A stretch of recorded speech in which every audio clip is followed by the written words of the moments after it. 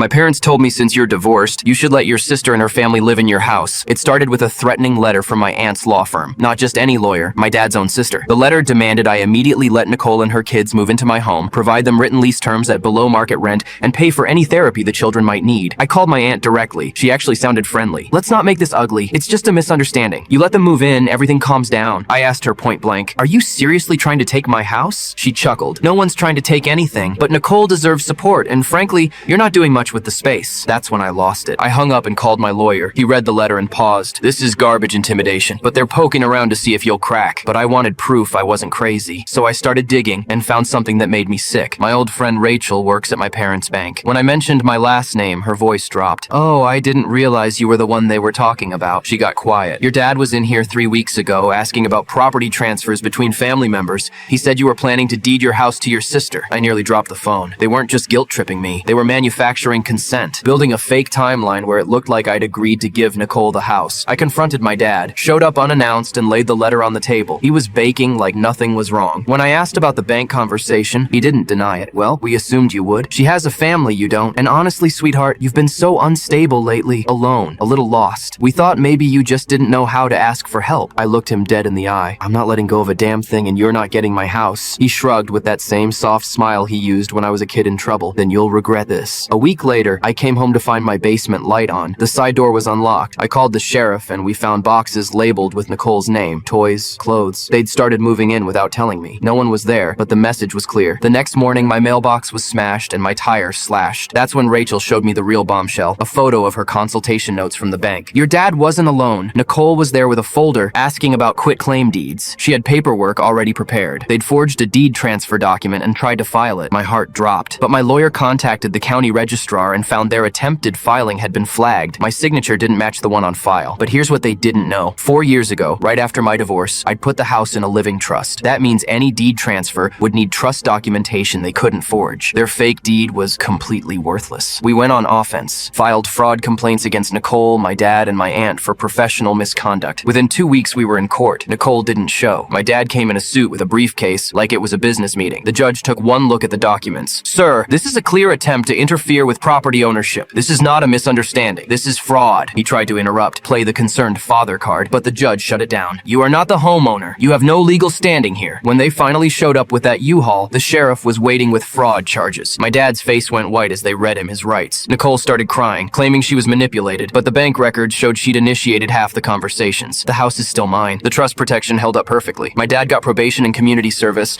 Nicole had to pay restitution for the locksmith bills and property damage.